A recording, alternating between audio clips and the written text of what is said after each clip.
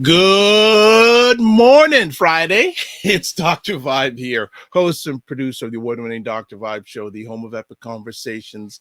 And I'm the host of Epic Conversations 2020, Best Podcast News Award winner, 2018 Innovation Award winner, given out by the Canadian Ethnic Media Association. You know what? People don't not believe me. This is actually my 2020 award family, by the way. I just want to confirm, my major mentor says, don't talk about it, show it. All right.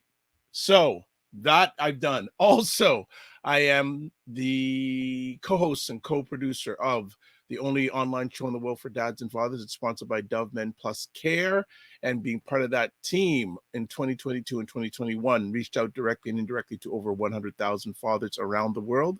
As always, I'd like to say you're blessed, highly favored, a magnet for miracles, a solution for someone's problem. Ryan Knight's in the house. Good day, good day. Apparently it's a PA day today, and parents just found out yesterday. So kiddos are home. But for those that don't know who I am, my name is Ryan Knight, one of the co-founders of the Afro-Caribbean Business Network. We work with entrepreneurs of Caribbean and African heritage, really to figure out what stage the business is in and then help them to grow their companies exponentially.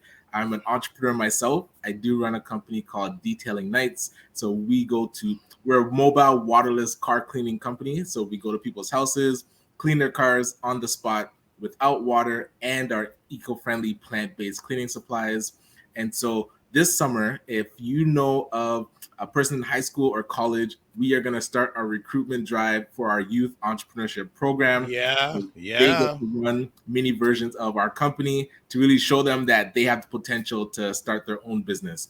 And you'll see I'm still rocking the PACU shirt, which stands for the Pan-African Credit Union. So if you want to see a financial institution that is Black-led and Black-serving, definitely go to pacu.ca and pledge your support so you can become part owner of this up-and-coming credit union. Good to see you, brother. Nice too. Lots going on. Like every show now is it's so different over the last few months, where we knew each other where it's there's stuff going on. There's stuff going on. Every conversation, there's stuff going on. So first things first, let's do this. This episode is one of the sponsors. We have two sponsors for this episode, by the way. So first sponsor is Ebony Occasions. They want to be part of those special moments in your life for Valentine's Day. Why not give that special person in your life a card that is also a piece of artwork? The cards can be cherished and admired for years to come as a sweet gift. Notice that sweet gift. They are offering 10% off all the cards on site.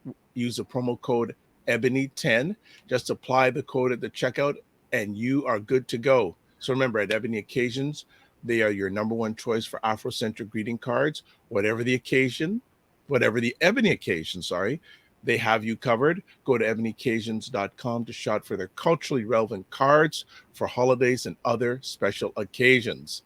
So thank you for the continued support of Ebony Cards. Also want to just put up their information here. There's their website. What happened to their website? Oh, there we go. There we go. It's back now. All right. It's there also. So there's their website. There's their Instagram. Also, this is information how the way you can go directly to that. Discount Ebony 10 for the coupon code. There's a would use Ebony 10 and it entitles you for a 10% discount off your order. Only one promotion per purchase, people. Don't get greedy. All right. One per purchase. All right. So Ryan Knight, what is you know what? Yeah, what's going on? I mean, so I got a notification this morning of another gala. I guess now that we are doing the gala watch, people are like, "Yo, did you see this one? Did you see that one?" So hold on. Okay, while Ryan's looking that up, as always, to subscribe. Make sure you subscribe if you want to the Dr. Vibe Show on YouTube. If you do that on YouTube, push the notification bell and also like it on Facebook. But wherever you're watching it, please like it so you know what's going on. And again, thanks to everyone. Like, I'm getting you to 1,050 subscribers on the YouTube page now. Also, if you're out, and Ryan, thank you for the support yesterday. You can join me February 2nd and February 16th to talk all things podcasting. Join me in this 3-part highly active series. Did my first one yesterday. It's a collaboration with Innovation Guelph. They were very, very happy, and I'm humbled that they enjoyed it so much. I was pleased, but one of the things what made me feel really good, there was a lot of the Dr. Vibe Show Morning Vibe family in the house. Aldofina, who's a regular here, she was there. Ryan dropped by. A gentleman who I hadn't seen for a long time, Paul Osborne, was there. It was just amazing. And so really thank interactive. You for all this. Yes. I like well, that's what they were saying after. Great information too. Yeah. Yeah. That's what a lot of people, that's what they were saying on the other end. Say, like, we've never had such an interactive webinar put on by their platform. Nice. So thank you very much, family. And it's funny. I never thought I'd ever want to do a webinar. It's never, and isn't it it's one of those things, I never want to do it. And it just hits you. Right. So it just hit me in line solid with, like, your expertise, like to put on a webinar. It's in your wheelhouse. I've never saw myself doing it, Ryan. I'll be honest. I never thought like, so when you go to the link, if you click on the link, let's see, this is what you'll see. And it takes you down and the whole thing. So when you click on the link that's on the screen there, you can register for it. Obviously, the first one is no longer, but you can. There's the 2 here, 102 logistics, and then Ask Me Anything. You can go to those. So thank you, everybody, for your support. It means the absolute world to me. And I can't get into it yet, but I got a message this morning saying, Dr. Vibe, we have some really good news for you. There's a message for you. So I'm waiting to hear about that. And actually this afternoon, the federal government. So I think a while back I had told you about my umming and ahhing about putting in a submission for the pre-budget consultation. Yes. And how they invited people with 2 days notice to go physically to Ottawa to present, which I was not going to do. And I don't think people in British Columbia would do it on 2 days notice. But so then 2 days ago, we are pleased to have you submit virtually. Right. So I called Ryan. I said, Ryan, and the thing is, you have to wear a headset, and you have to wear a headset, which I don't wear headsets because I got a mixer, but you have to. And if you don't wear a headset and microphone, you can't present. You can't present.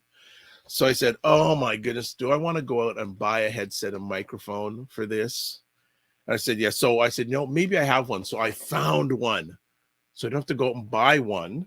So I'm hoping that everything goes okay with that. And the thing is, I'll be honest, family, I'm not prepared. I don't know what I'm going to say in 4 minutes. So one of the things that's, what, when you're blessed, you're blessed. Marlon Steven, I see that you are in this room. I am calling you ASAP after we finish. All right. Okay, good. So Marlon, heads up. I'm calling you because I need your expertise on this. And I've got 4 minutes to share. So Marlon and another gentleman I'm calling today to get that expertise from that. So that's that's what's going on. So that is happening. Wonderful. What's going on in your world? So sorry, it was the Aurora community, Black community that's doing Black History Gala. So shout out to them. I think Gene Augustine is their keynote speaker. But other than that, been just grinding. Got to record some podcasts with some new ones that are coming out. So so you see Ryan's after me. Ryan's after me, fam. Hey, these are other podcast I guess content creators. So Tony Good Vibes, Mr. Good Vibes, he's creating a podcast. So I got to meet with him and Cherie Maggie. So if those that don't know, yes, she was one of the speakers at our symposium 2 years ago, and she's been doing great content work. She was one of the influencers for the Buy Blacks Restaurant Week. She's been really educating people about Creole and different dialects of Creole coming from different islands. So, and a big foodie. So it was great to chat it up with her. But yeah, other than that, looking forward to the weekend, but it should be pretty chill. My Saturday is still quite clear, a lot of white space. So I'm going to try and keep it like that. But yeah, what's new with you other than today is crazy. Like it's just been like whirlwind stuff going on. It's just crazy. But let's shout out people. So as we said, Marlon Steven. Well, my mind is on you, Marlon. Once you're first person in today, I've been blessed. Good morning, Divine Right from the DMV area. Are you still celebrating your birthday? Good morning. We got to see Divine. She was doing an Instagram live last night. We got to watch a bit of that. Good morning, Teach and Inspire. Divine, what did Dr. Tachi call you this week? The Galaxy. So we're gonna find a space on our website because it's almost every day now I'm finding a new gala that's happening in the Black community. So we're gonna put up the posters so you can keep track too. Okay. Yes. Good morning, Selena Pollard. Thank you. Hayden. So Hayden's a family. When he says, "OMG, my eyes to see me," is that Ryan on a Friday show? Yes. And of course, Fitnance IQ Cam. Morning, gentlemen. Did you enjoy yesterday's webinar, Fitnance? You were highly engaged, and thank you so much. Nice. And we also have from Jacksonville, Florida, Naleen Cossard. Sweet. So this is beautiful this morning, and looking forward. Also, Tim Frey. Good morning, Tim Frey. How you doing? Good day. Fitnance IQ Cam. I did enjoy it. Fantastic. Well, we are just the appetizer because we got the man coming up here. Our man when it comes to mortgages, real estate. And it's funny, we were getting into a deep conversation, said, "Oh, we got to go live. Save it for the show." It was like exactly on topic. We had to go. Yeah, when we were on topic, we were going to interfere with the family time. So I said, we better shut it up. So as always, we are very blessed, highly favored to have Ray McMillan back to talk about mortgages, real estate, but he's going to be talking about a really interesting subject that I haven't heard talk about in this way first of all, the topic gentrification. I haven't heard people talking about it, but also he's going to take it to, as he always does, another level today. Solid. Welcome back. Good morning. Ray McMillan of the McMillan Group. He is here, ready to rock. What's going on, Ray? Good morning, gentlemen. I'm doing very, very well. It's Friday, right? Yeah. People are saying TJF, thank God it's Friday. Is that from a movie or something? Yes. Yeah, isn't it a food chain in the United States? Food chain, but is there a song or something by the Village People or somebody? I can't remember. I'm dating myself now, so my apologies to the younger audience. But it just seems like something that has a kind of beat to it. Oh, one other thing I forgot to mention too. As always, we're doing a calendar giveaway too.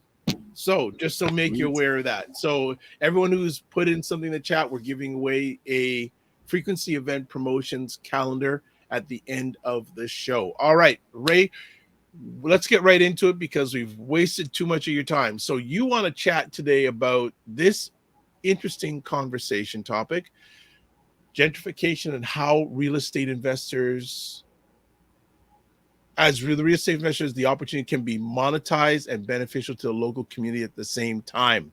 Why do you want to talk about this today?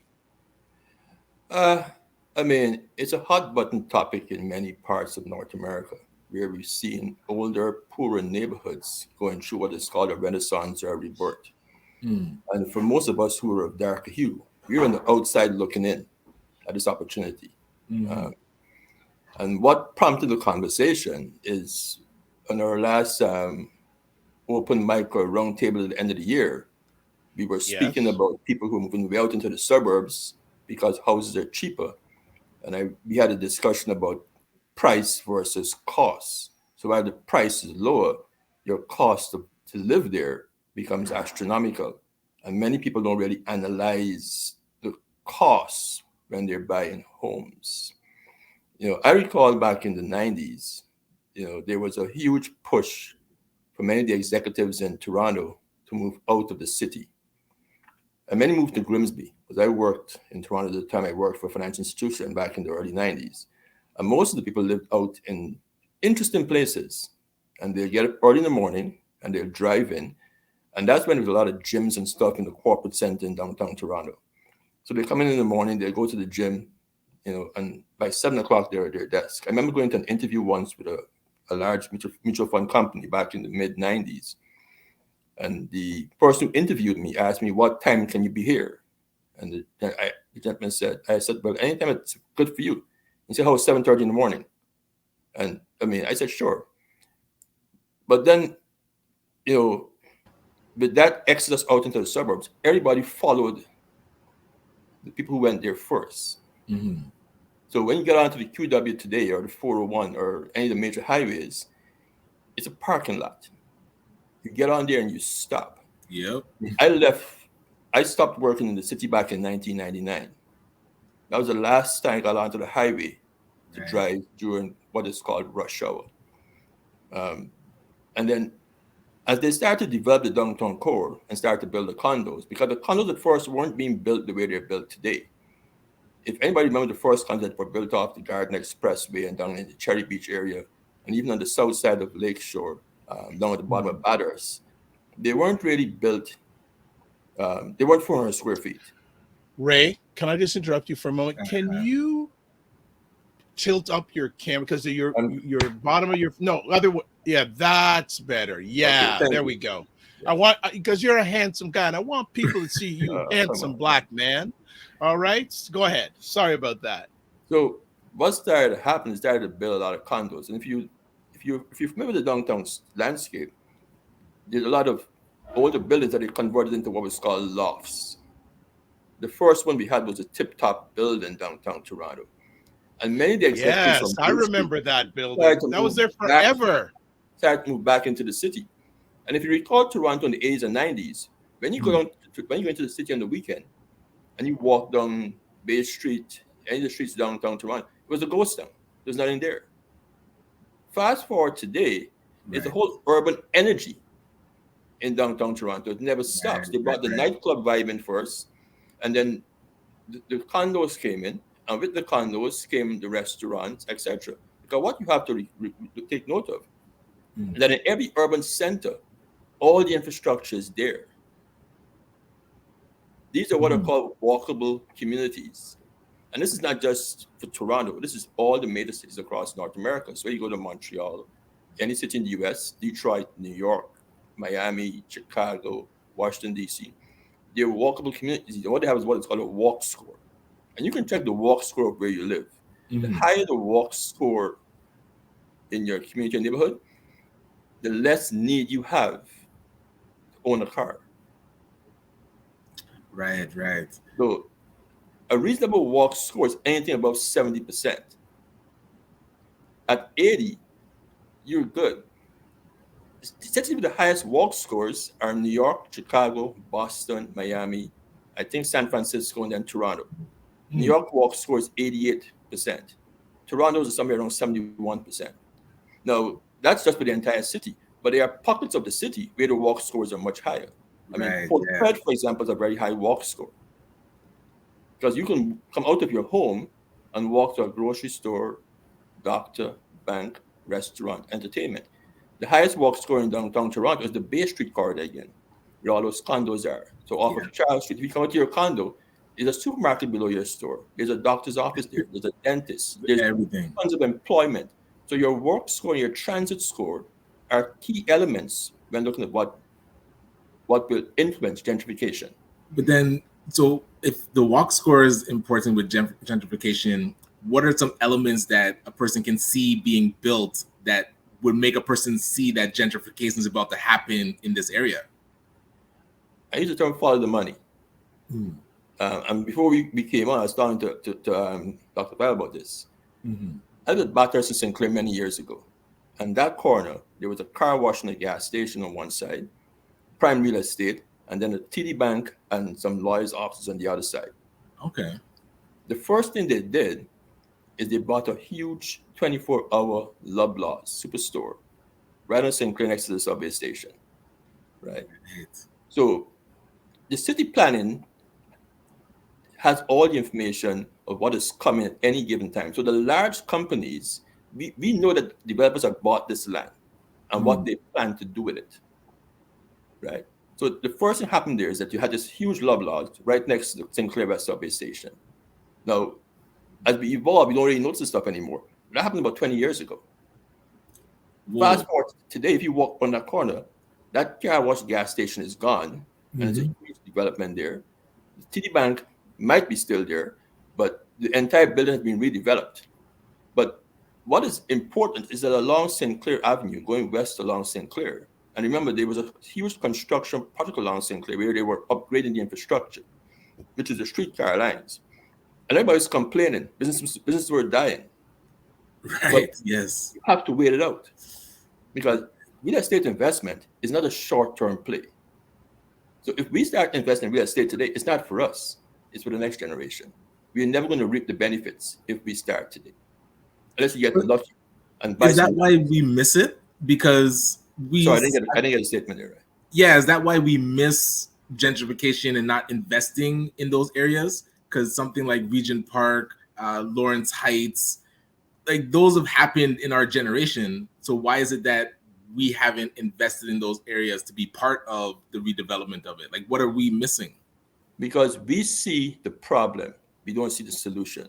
Because many of the areas that we first of all, to define gentrification, it's really the redesign of a neighborhood by bringing in the money and probably displacing the existing community, which most times is a lower income community with socioeconomic issues. So for many of us who have lived in those environments, we are happy to leave the environment. Right? So we are focused on leaving rather than trying to figure out how can I monetize this environment? Because you have these huge homes in some cases, right?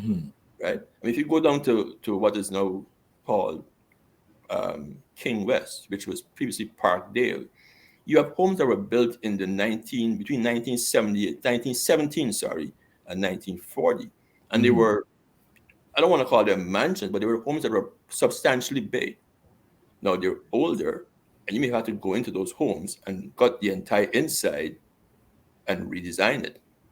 But most of us do, we leave the environment because usually there's a lot of social issues. There's usually drug use, there's usually a lot of petty crime and that sort. So you hear that police siren all the time. And if you grew up in that environment all your life, as soon as you're able to, you want to leave it. And this is a North American phenomenon. Right. But each of these neighborhoods has a story. There's a history behind these neighborhoods. I mean, at the corner of Bathurst and is it Dundas or Queen, there's Sneaky D's. Sneaky D's is a Toronto landmark, and they're planning to redevelop the entire area. We had Yonge Street with Sam the Record Man, True. That entire area is being redeveloped. Like Staples. Yeah, right. The Toronto Metropolitan University. I bet you. I really wonder how. Right? I wonder how much land they have in that area. And as you walk along, you get into parts of like the annex community. You know, where you have these. They aren't really brownstones, but you can call them brownstones because they're built along the same type of design as the way they built them in Harlem and Chicago, right? But we don't see it, and because the homes are older, and many of us lived in older homes as immigrants or as Black Canadians, we tend to move out of the area as opposed to try to stay there and redevelop it. My mentor bought property in 2 streets downtown. One is Sackville, one is Berkeley, right? Huge homes, 2,800 plus square feet, that you managed to change the footprint and make them into multifamily homes. Right. So if you're in a community where everything, if your walk score is 75 or 80 plus, and you are able to charge rents that are significantly higher than in the suburbs, because everything you need is right there, and the streetcar stops in front of your door. So the need to have a car is almost non-existent. And this is anywhere in North America. For a client, this is in the US, Washington, D.C. is a city that's going through major gentrification. Jacksonville, Florida, where I spend a lot of my time, is the exact same thing. Memphis, Tennessee, right? Here on the East Coast, you've got, the Nova Scotia area, Dartmouth and Halifax. And in many cases, it's not as prevalent in Canada, but in the US cities, it's usually areas that have Black history that become the first stop for the gentrification train. So that sparks in my mind, because when Regent Park was going through their development, I was talking with Isaac Ololafe from Dream Realty, and he was looking at Jane and Finch and explaining to me how valuable that area is because of all the development that's happening. The subway goes right through now, and like what you just said, that is considered a Black area, but the story of it is so negative that I would never look at that area as being prime real estate. And the way he broke it down, I was like, it's a no-brainer that we should have been heavily investing in that area instead of trying to run away from it. So that's exactly what you're saying. I mean, if you look at a lot of the US entertainers, you hear the name very common. I think it's called Calabash. It's this area in California where they all live. But then you look at the guy like Nipsey Hussle, who went back into central Los Angeles and was redeveloping an area that needed revitalizing. Right. How many people who have the resources are actually doing that? Right. And Isaac was correct. I mean, infrastructure is one of the most important things that influence property value, right? So the more infrastructure there is in the neighborhood, the more opportunity you have to develop that property and take the vibe significantly. So while in the suburbs, you can go into places like Addison and parts of Durham and buy homes that are nice and well priced, there's not a lot of opportunity to change those footprints to really make money. It's just a nice home. Yes. So the mindset has to take a shift where you can actually say, okay, how do I buy this property and take the value from $1 million to $3 million?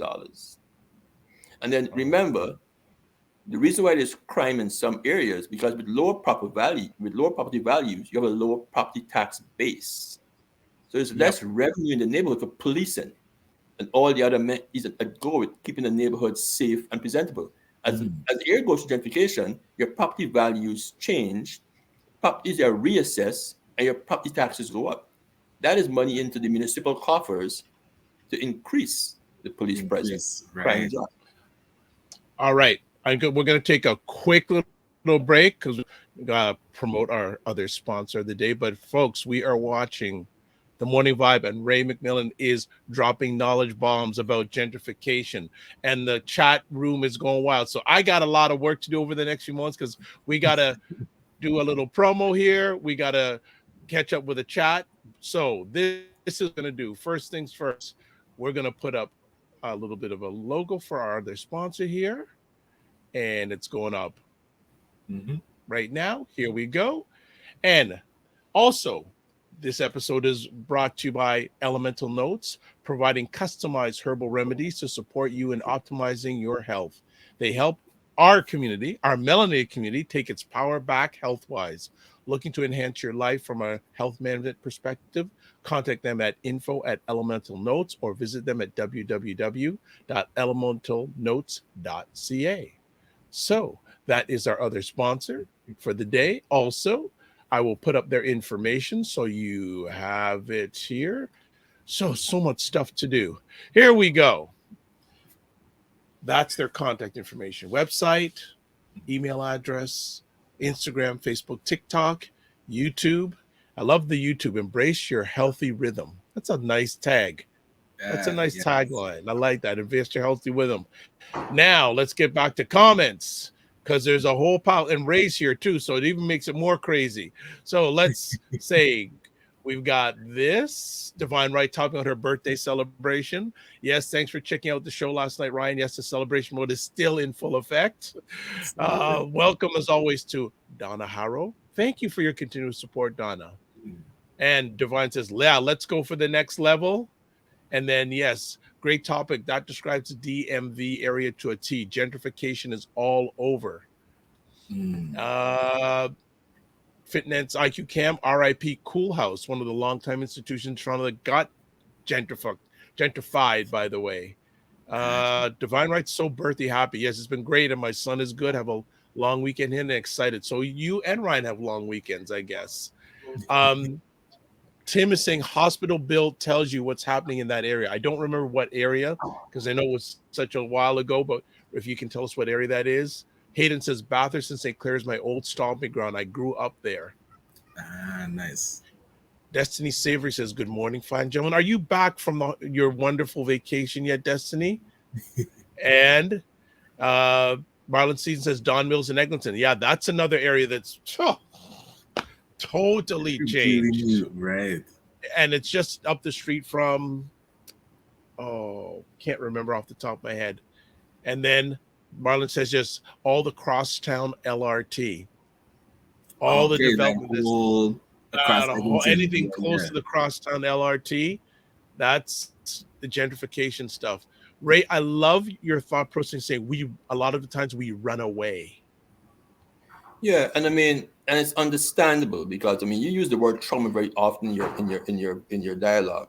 I mean, so if you're in an environment where you've experienced trauma being there, then as soon as you're able to, the first thing you want to do is leave.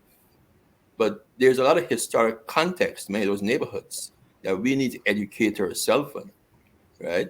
So you've got the architectural integrity that in many cases are preserved in some of these neighborhoods. I mean, there's a place called Old Weston, the village of Weston Road, just off 401. You go into the back of that neighborhood, you've got, when I first wanted to buy a home, that's where I wanted to buy a home. There was these homes with these wraparound terrace, these wraparound balconies on the upper levels. They were huge lots. Gotcha. And many of those neighborhoods had what is called, there was very small manufacturing. So you had like the lithographic printing companies in back there. So most people who lived in those areas worked in the area. So most of the large urban centers across North America have these small subsects or small neighborhoods that have their own economies, right? And as Tim mentioned, the hospital, you have the local hospital, and then you have, local schools, but it's usually small manufacturing. And if you look at parts like South Etobicoke, down by Evans Road and bottom of the 427. There. And each of these have their own little neighborhood where people who live and work, who live there, tend to work there also. Gotcha. Right? But this is prime real estate. Let me just interrupt, if I can, politely, a few things. I used to work in the Western Road and Eglinton area.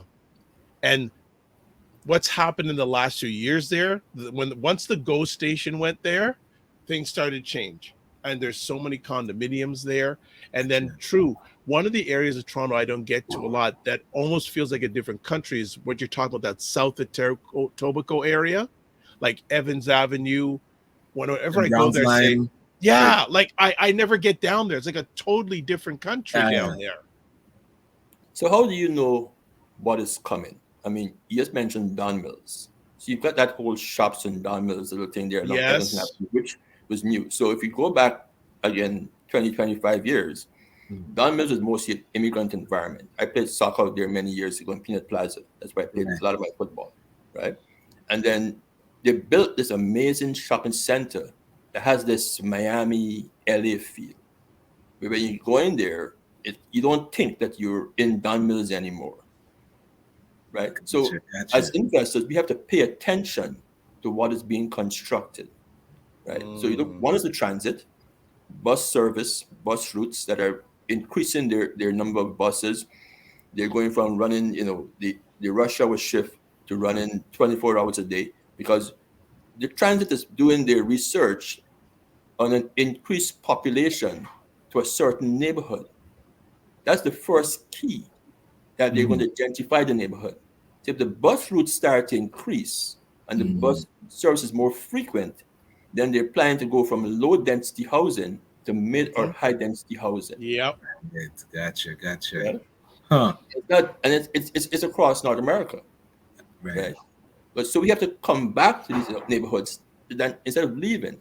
Like, I approached some of my colleagues in Jacksonville about buying where I buy, and the first comment is too much crime. But the crime is dropping. It's dropping because the area has gone through successful gentrification. What stops many of us to buy in these areas is the financing. The financing is a lot more challenging trying to buy an older property, an older triplex or fourplex that needs significant work. Gotcha. So this is not a transaction where you can go to the bank and get it financed. So we are still very conscious. We're still very focused, on the lowest interest rate. Instead of trying to focus on how do I get the financing to change the value of this property in the future, right? And if you catch the process in the early stages, you're buying at a significant discount. And with the necessary work being done, you're changing the value of that property, sometimes 3 or 4 times as much. Right. But your initial entry is going to be challenging. It's never easy. If it was easy, everybody be doing it. So you have to understand that sometimes you may have to go to the secondary financing market and get an expensive mortgage product to get in. The down payment is usually a little more substantial. Okay. In some cases, if it's a fourplex or less, there are programs that are offered by the mortgage insurance companies that will insure the property and your mortgage, against any risk. So you can buy up to 4 units. Once one is going to be owner occupied, and have all the necessary construction and renovation work done in the existing mortgage. So they'll lend you enough money to purchase the property, plus complete the renovation once it's being done by a contractor. So let's say you bought a property on the Danforth, for example, for $1 million. Well, it has to be below $1 million, $900,000 or $999,000.99, right? It's a 2-family, 3-family, 4-family home. You can buy that with a 10% down payment. The property needs $300,000 to bring it up to standard change the value, right? The future value, once the work is done, is now $1.8 million. The money that you bought for the work can be financed on the additional mortgage. It's called purchase plus improvements. So it allows you to buy property in neighborhoods like along Eglinton Avenue, where we currently see homes in the area that we're going to see a significant change along Eglinton once that construction finishes. It allows you to buy homes, change the footprint, turn it into nice units, whether they're 2-bedroom or 1-bedroom units, and then you rent them. You live in one, you rent it. And you can repeat that process as many times as you choose to. Now, if you have the second and the third property, obviously your down payment will increase to possibly 20 or 25%. But we have to rethink how we buy real estate. Because as I said in our last conversation with Fitness IQ, your suburban home is not going to get you wealthy. It's a nice place to live. Okay. It's not going to create you a lot of wealth. But you mentioned fixated on that comfortable lifestyle. You mentioned that we're really focused on interest rate. Is it that we should be more focused on cash flow, like cash flow positive? So looking at maybe higher rates, but if the numbers work, it's something to pursue. Yes, and as investors, you're right. It's about cash flow, buying at a discount, and creating value. So if you buy a home, an older home that's, let's say, off of DuPont, for example, right? Mm-hmm. Buy an old home there, it needs a bit of work, but you can take that single family home and turn it into a 2-family home. So instead of renting for $4,000 a month, you now have 2 units that you rent for probably $3,000 a month each. It might be slightly smaller units, but you're in an area where you walk out of your door and you can walk to almost anything when you feel on DuPont Avenue. Gotcha. And you still relatively, you're not downtown, but you're still relatively close. You're closer to the Royal Ontario Museum. You're close to Casa Loma. You're close to I think it's Ryerson College. You're close to University of Toronto. So, right, George Brown's right there. George Brown is right there. Yeah, George Brown, not Ryerson. Sorry, George Brown is right there. And then there's all the lifestyle amenities. 2 of our most popular restaurants today are Bukan. Did I say it correctly, Dr. Bai? Bukan and what's the other one called? Sugarcane. Sugarcane, yep. Yep. They have managed to find themselves locations that are prime. Rapid gentrification. So as Black Canadians, our benefit is to choose the locations for our businesses where the population mix covers a spectrum enough of incomes that will make our businesses survive and scale. Yes. There's another restaurant in downtown Brampton, right to the corner of downtown Brampton, in the historic district of Brampton, Old Brampton. It's called Four Corners. It's called Lot 25. It's the exact same thing. The downtown core of Brampton is going through a major gentrification. Yes. All right. I just want to interrupt, catching up with a lot of comments here because people are fired on this conversation. Teach and Inspire says, I appreciate the connection between historical context and new developments. This is deep, capital deep. Thanks for sharing. Earl Anderson, good to see you as always, Earl. Infrastructure is key and the root of building forward. Marlon Stevens, Flemington Park. That's where I was trying to remember. Flemington Park. Don Mills and Eric Eglinton. Going to be interesting to see what that area looks like in the next 10 years. Hayden says, big ups to Elemental Notes, which is one of our sponsors for today's conversation. Divine Right says, that's what I want to do. Buy a duplex, tri or quad, and live in one for now and rent out the rest. Tim Frey, Bellamy Road and Ellesmere in Scarborough. I pass by there periodically. The new subline built along Ellesmere. Black churches are being suggested to be bought. My family is working on buying a couple of them near our building. Gotcha. And he says before it's taken over, then the zoning will change. Absolutely. Once the zoning is changed, you're shut out. So we're caught up with the conversation points. But that's where, Ray, you mentioned developments are like 10 years out. I remember being at the city of Brampton, and there's a gentleman there, Daniel Bichon, great statistician, and really helps like businesses with market research about what's happening in the city. So he'll show me a plan of the city, and areas of the city, people are planning like 10 years from now what's happening. These are conversations that I don't know is popular in the Black community. Like, we're not usually talking about what's going to happen 10 years from now in our own community or anywhere else in the city. So how can we shift to start paying attention to these city plans that are 10, 20 years in the future? Because like you said, when that zoning sign goes up, they thought about that like 5-10 years ago. And now it's coming up to say, oh, a community consultation is going to be happening to say this is going to change from a plaza to a condo. By then, it's way too late. It's like we've completely missed the boat. So how do we stay ahead of that? Well, we are starting it right here. This is the first platform. I mean, our role here. I mean, you as the executive of ACBN, you have a very huge audience, right? I don't know I don't have all the answers, as I always say, but I have a pretty good experience, not only here in Canada, but I've seen it happen in many cities. And I am currently doing a lot of my stuff in Jacksonville, Florida. And it has a historic context. Mm-hmm. So, I mean, once the conversation starts and we start to let people understand that the suburban home is not the way to generational wealth. But buying urban property might be the way to scale, because as you mentioned, as Tim just mentioned, that rezoning stuff, that's where you make your money. Right? When you can apart from single family, low density to mid density, that change in zoning is a money maker. So you have to understand that the 3 bedrooms in the garage is not a money maker.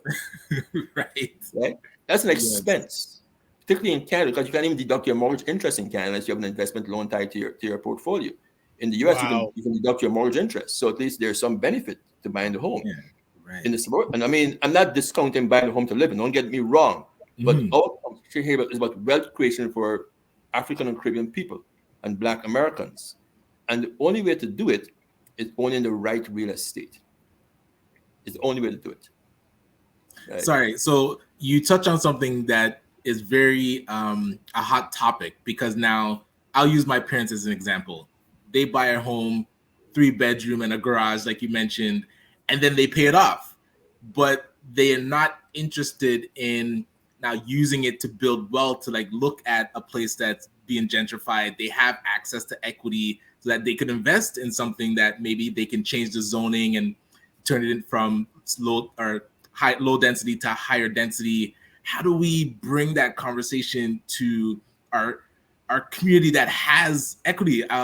Garnet Manning in Brampton mentioned a lot of us in Brampton actually own our homes, but we're not clear. No mortgage in it. No mortgage. Right. Yeah. So we have dollars there that are investable, but we're not even having these conversations on how to do it. I think the first conversation is a family conversation.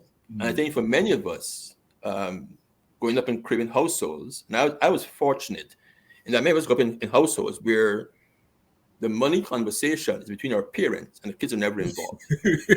Right. I was a bit more fortunate. I didn't live in that environment. I was involved in the money conversation with my grandparents. So my grandparents raised me more or less. So I was involved in a lot of what they did. And when they were not in the country, I did a lot of stuff for them. But I think we have to get the family conversation going. That's where it first starts. The family is the foundation of all wealth within the Black community. Absolutely, 100%. And there, I mean, for many of us, there is the risk conversation.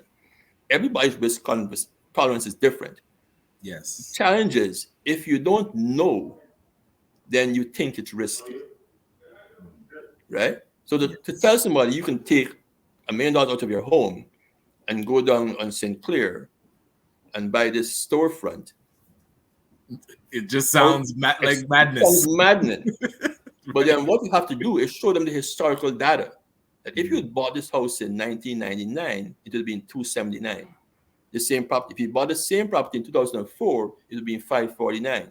Today it's $2.1 million. House you live in, you bought for $279. Today it's worth $900,000. Sorry.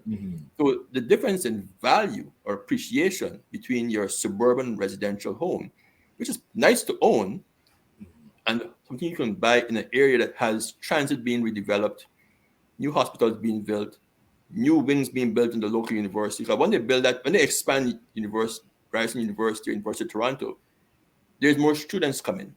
There's a demand for more housing. They expand the University of McMaster. McMaster is downtown Hamilton. Right? It's a city in itself. McMaster, see all those historic homes. They're all student housing.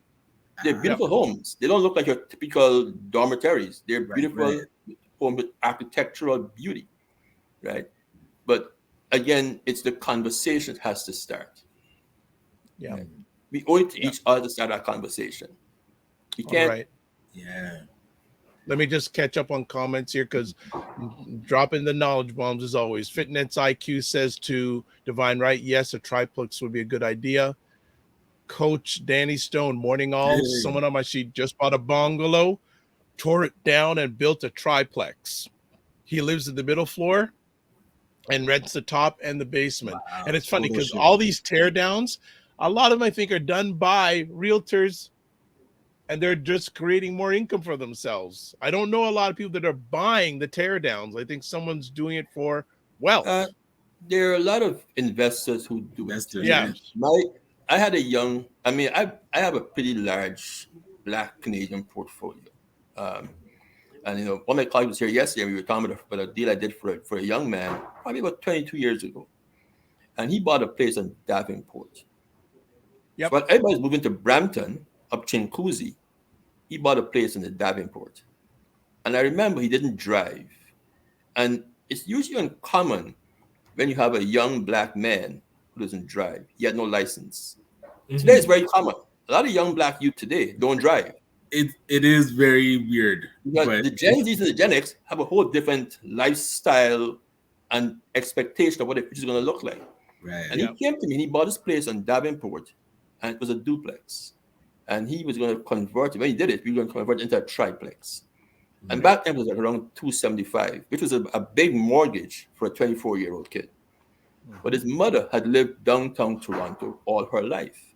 So his reality wasn't living in Mississauga or Brampton or Durham. His reality was living in downtown Toronto. So for him, it's hop out his door, go to the basketball court on the corner, walk to the corner store, jump in the streetcar. And he was in the film industry. So everything he did was in Toronto. Yeah. And opened my eyes to the opportunity, because I live in the suburbs also. I'm in Meadowville, Mississauga. Mm-hmm. So, I couldn't understand why someone would buy this 70-year-old home in downtown Toronto. Fast forward today, he has scaled up, I think, to 3 of those units. I have another friend who did the exact same thing. He bought a lot of his places in the downtown core also. And that's before the condos were being built down at Bathurst and Lakeshore area. Nothing was there. Downtown was a ghost town in the 90s. Yep. Right? But coming back to your comfort, we have to sit down with our family, our parents, and tell them, you're in your 60s or your 70s. You've got this home that you bought for $185,000, pardon me. It's now worth $1 million, 1.5, whatever the value is. Can you give us our inheritance now? Because if your parents are going to live till they're 85 or 90, and you get your inheritance then, you're already 60 years old. You've robbed your children and your grandchildren of 40 years of creation. And there's a serious conversation. Products in place that allow us to access that equity without any significant cost to the parent. Because when they die, they're going to give you the home anyway. Unless they've sort of written you out to the will. But most of our parents are going to leave the property for us. If you bring up this conversation, you might get written out the will. Everybody's doing it. Everybody else is doing it. Hey, the conversation is important to have, 100%. Right. At least to put it on the table and be like, hey, here are some options of how we can build generational wealth for the next 2-3 generations. It's not just about the current situation that we're in. We have to start thinking long term. Yep. So Fitness IQ Camp says it's so important to have the family conversation. Marlon says the key is making the acquisition cost low and knowing how to increase the value. Mm-hmm. Tim says, Ryan, contact land planners and have them on to discuss zoning times in different municipalities and how to prepare for them. Usually zoning discussions and decisions every few years or so. That is so good idea. And Fitness goes, yes, bahaha, try not to be written out.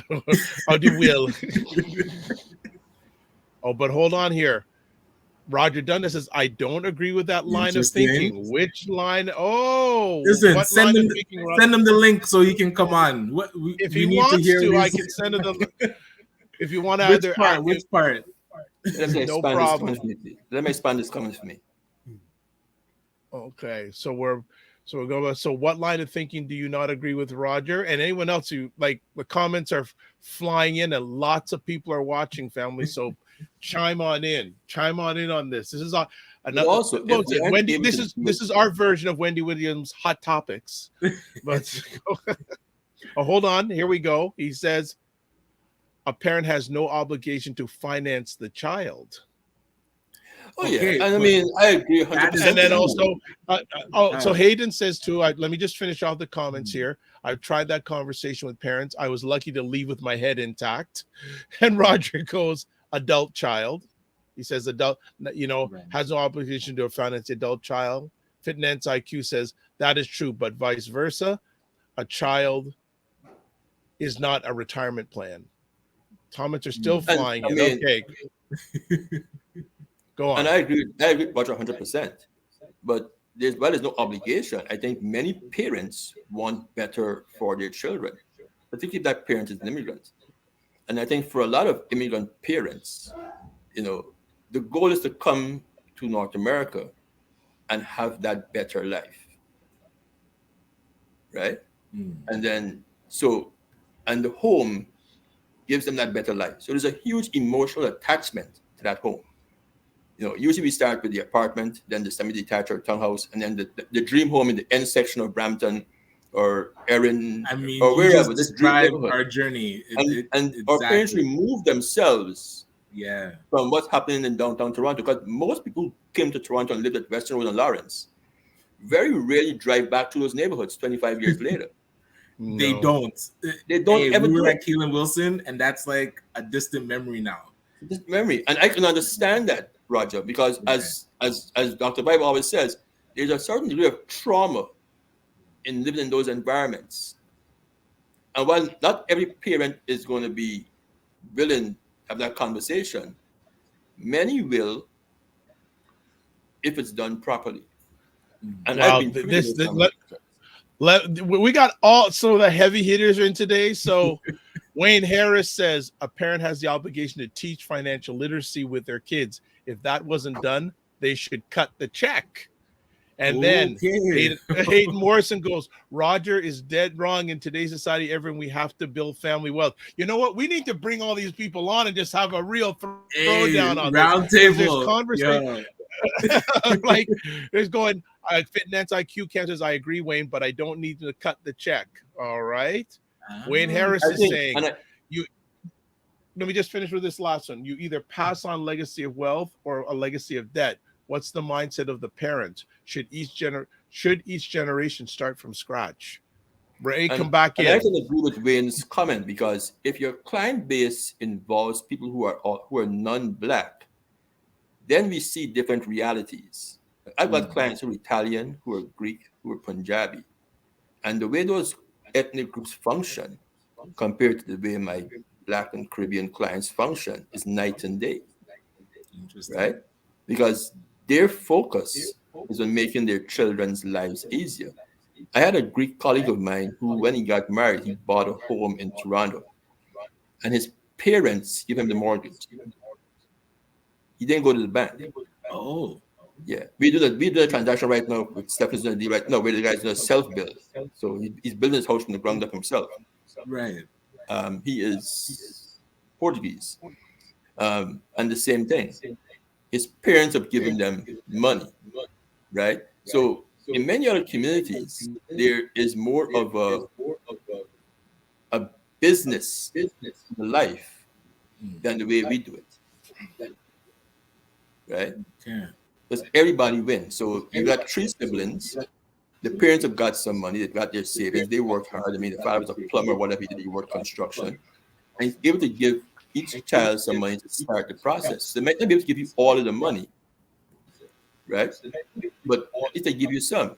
And when it's correct, we can't have our children going into the future with nothing. So true. Like I was telling Stefan a few days ago. Okay, so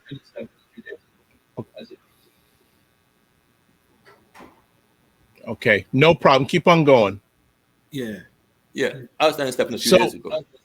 There's two parts of the legacy that you leave for your child. One is the financial legacy, which is the real estate and the assets. But the other one is the intellectual legacy. And I think that one is actually more important than the financial legacy. So if you can have conversation with your children, son or daughter, about your journey, the mistakes you made, the risk you didn't take, and educate them why they should take these risks, then it's easy for us to take advantage of opportunities like gentrification. So true. Okay. I'm just going to stop right here because Ryan has to leave. We're going to go into bonus time because the conversation, the comments are just. Go ahead. Well, but Ryan, any final words? I know you got to jump. Listen, so Ray, we might be booking a meeting for my entire family to come and just sit with you and listen and see what's possible. But always appreciate the words of wisdom, and I'm gonna still be kind of listening. So I'm gonna still listen to the bonus time. I just have to. Before you go, I make one comment. What we need to do also is use ACBN as an opportunity to start having the conversation. And as Tim said, we bring in. Like, I have people I know who are city planners, who work with the city. Hey, if ACBN don't want them, we'll take them. Start that conversation. I like that. And hey, we'll coordinate that because I think just those introductory conversations make it low obligation just to get the conversation started. I think that could be really powerful. Run, Ryan, run. Yes. All right. Take care. No problem. So just continuing on with the comments here. Roger says, I think the parents' insurance should be the inheritance. Wayne Harris says, with the right insurance, the parents can fund the down payment while they are alive. They don't have to die for the wealth to transfer. Fitnance IQ is asking, are you talking about demand loan, Raymond? Which question is she referring to? That's, I know, the guy trying to keep up. Put it comes in perspective. Yeah. Roger says, people should feel free to enjoy their wealth to the day they die. Donna, we are going to do this. She says, I wanted to say this is a much longer conversation. Please plan a longer discussion or an ongoing teaching session. This seems to be a hot conversation topic. Because we are missing the opportunity in all of these cities. I mean, Toronto has gone from 2+ million people to, I think, to 6 million people. But wealth hasn't changed a whole lot. That's right. In those 20 years. That's true. We may have nicer homes and nicer cars, but we don't own any of the prime real estate in the city. Yeah. And there's a lot of historic context to the conversation. There's a lot of neighborhoods have a lot. And I'll tell you one other thing, and this is not only for Toronto. Some of the best schools are in some of what was categorized the worst neighborhoods in Toronto for many years.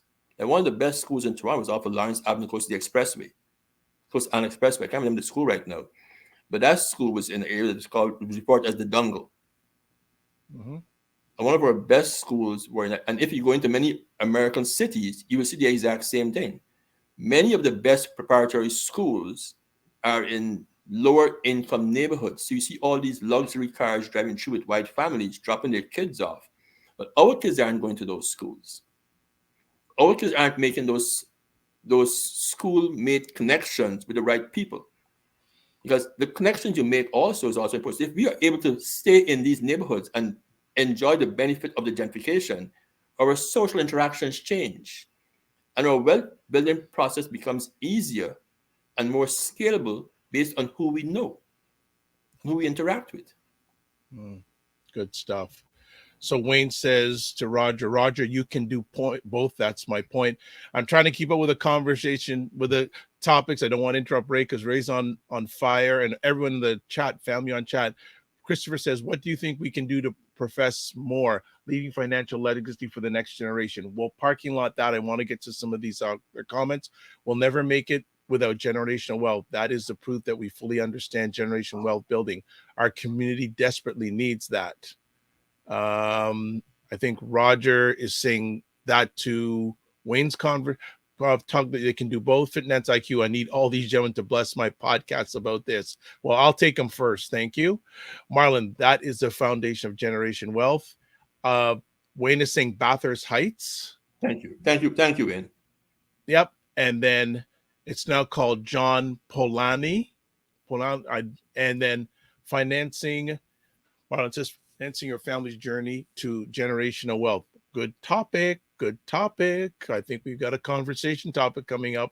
But yeah, I think this is definitely going to be a continuing conversation. Ray, this is We got when we bring in when we bring on the family and the heavy hitters coming in. I think my mind is always saying we need to have a round table with some of these gentlemen together and talking from a Black man perspective, generational wealth. Yeah, and I mean we have to be very cognizant that the wealth creation process for a family and the legacy is not a 5-year or a 10-year process. No, it's long. And if you're an immigrant or parents or immigrants who came here and had a very basic job, no offense meant, then you have to now take that foundation and take it to the next level.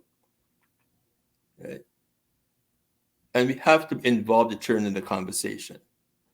And we can't wait till our parents are 85 years old to access that wealth that they have managed to build, sometimes accidentally, because most of our parents who came to North America, whether it's parts of the US or parts of Canada, they just bought a house where they bought a house, and some got lucky, right? Some bought houses. I mean, there are people who bought homes, who bought townhomes in parts of Toronto that were not the best decision because they didn't have the right information or access to the right information. Oops. And then there are some people accident.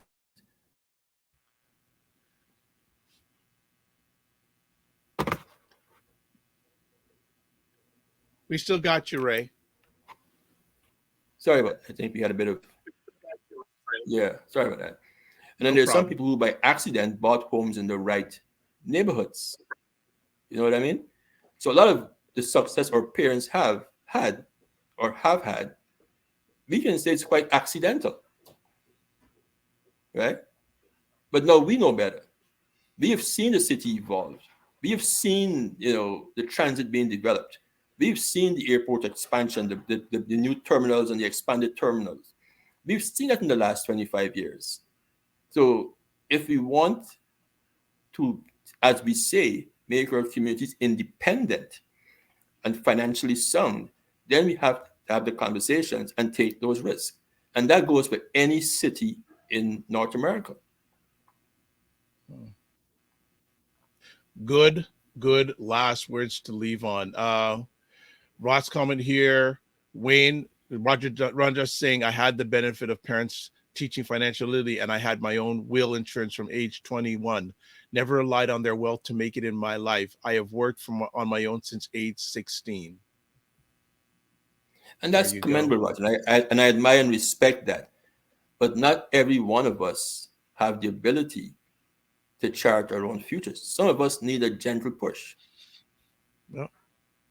Wayne Harris is saying, look at how people live off Eglinton West and on the east side of Lawrence West and on the west side. The east side is owned by non-melanated. The west side is rented by the melanated. There you go. All right, family. I think we're going to call it a wrap, but this is part, the comments are still, and Wayne Harris, honorable Roger, respect, you are in the 1%. Hayden says, good point. I believe the days of accidental wealth building is gone. And Fitness IQ says, blessings to Rod. Oh boy, Craig show. People saying, love this discussion. We are going to continue it, family. But this is how you can get in contact with Ray. Canada, US, toll-free website. This has been an epic conversation. And Roger says, DWL, Wayne Harris. Wayne, Roger, everybody, Hayden, Christopher, Fitness IQ, everyone who caught part of this, either live on the replay, epic. Ray, thank you as always for taking the time. This has been, I think this may be the most engaged, and we always have great engagement, but it seems to getting higher every all the time. So thank you. We owe it to our future to get on the gentrification train. And the access to information is very easy today. You can look at anywhere across Canada. You can do a lot of the research. There are a lot of cities. There are not that many cities in Canada have a historic Black context, by about 10 or 12 cities. There are Black neighborhoods in parts of Montreal that have been there for almost a century. Obviously, the East Coast, Nova Scotia, Chatham, Hamilton, Sarnia, Windsor, Vancouver, part of the prairies. But in the US, it's a huge opportunity. You've got hundreds of neighborhoods in the US that have a significant Black history. And not only a history of culture, but also a history of wealth that was created there that got sort of destroyed during the 70s and 80s. Two things destroyed it. One was the oil crisis in the 70s and the early 80s. And the second was the drug pandemic of the 70s, 80s, and 90s. But there's a rebirth today, and we have to take advantage of those opportunities. Land is one of the world's scarcest resources, and urban property is always going to be available at a premium. So the more you can acquire and the more you can look at opportunities to change its value, the wealthier we will all become. Yeah. All right. So we're going to get a few last quick comments. Roger says, who knows, I may have an inheritance coming soon, Wayne Harris. And Wayne says, you might. And then Roger says, his dad died in 2021. The will is with the executor, have no idea about the contents. Wayne says, doing it yourself is great. Other communities are doing it together and doing it faster. That's all I'm saying. And Wayne expresses his condolences about Roger's father passing away. And then finally, Marlon says, Ray, remember, there is a meeting soon. That must be something between you and him. So I am not going to go there. So I'll leave it at that. So as always, Ray, thank you so much for taking your time and everything you have done, our deal, and will be doing, because we got to think future for us. So it looks like you got to go. So I will let you run. And thank you very much. And we'll be talking sooner rather than later. Take care. Yeah, thanks for that, gentlemen. And thanks to the audience. And thanks for the comments in the conversation. It was well worth it. Thank you very much. Be well and keep the faith. Remember to give yourself grace. Don't just manage your time, manage your energy. All right. What a conversation. It was fire today. What? So many people. Thank you, everyone, for stepping in. And of course, we're going to be doing a giveaway of a frequency event promotions calendar right quick, because we didn't get to everything we even wanted to today. But you family, you rock the house. So let's do the calendar giveaway. All right. And here it goes now.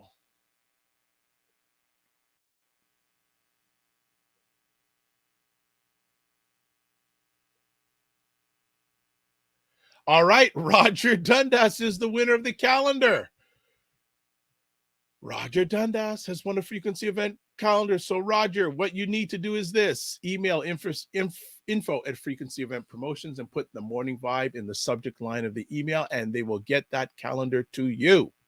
All right. So let's see if we have any final comments. Raul Thomas, thank you so much. Glad you enjoyed the conversation. And Divine Right says, I've been trying to educate a loved one about buying a duplex and renting it out part of it, and they aren't getting it. I'm telling them, let's make money while buying something, a learning curve. Absolutely. Teach and Inspire says, congratulations to Roger. Fantastic. So, family, after that conversation, I need a rest. So you can watch replays of the Morning Vibe at the Dr. Vibe Show on YouTube and Facebook, Afro-Caribbean Business Network, Facebook and YouTube, and the Ryan O'Neill Night YouTube and LinkedIn page. Yes. So that's where you can catch that. Again, I don't usually do this at the end, but had to because it was such a hot conversation. Let's thank our sponsors for today's show, Ebony Occasions. That's their website and their Instagram. This is the information if you want to get a 10% discount on any purchase you make on the site. Now, one promotion per purpose, especially if you're doing some Valentine's Day cards, makes sense. Also, want to thank Elemental Notes for making it another epic conversation. Thank you for your support. Black-owned business, melanated-owned business supporting a melanated show. Love that. That's wealth creation in a good way. All right. I'm going to go to two more last comments. Congrats, Roger from Fitness IQ Cam. All right. So we are done. So as always, I'd like to say a few things. Catch me tomorrow night, State of Things with Aisha, Jill, and Lala, 9 p.m. Eastern Time. Sunday afternoon, Black Canada Talking. We'll be doing a Black Canada Talking roundtable. And one of our regular panelists is finally back. Sarah Youngo is back. So looking forward to that. And then Monday, we're back with the Morning Vibe. Also, next Friday, we'll have Kemba and Andrea from Keen Real Estate. They're going to be putting on a wealth creation seminar. So they're going to be talking about that and bringing on one or two panelists for that seminar on the conversation note. And Ruel Thomas, hit me up for opportunities to invest in real estate out west. There you go. Let's work together, family. Let's work together. All right. So as always, let's close out with this. Live your life as a dream. If you can dream it, you can make it. Sometimes you have to get small to get stronger. Block assumptions, then aim bigger, aim better, aim higher, aim wider. Love, faith, and respect. Remember to give yourselves grace. I also want to say, remember, you want to do this too. Subscribe to the Dr. Vibe Show on YouTube and also hit notification and also like the Dr. Vibe Show on Facebook. Wherever you're watching this, just subscribe. Just subscribe so you get notified for upcoming epic conversations. All right? So let's say God bless, peace to all, keep the faith, walk good. Remember to give yourself grace and don't just manage your time, manage your energy. We'll see you on the road.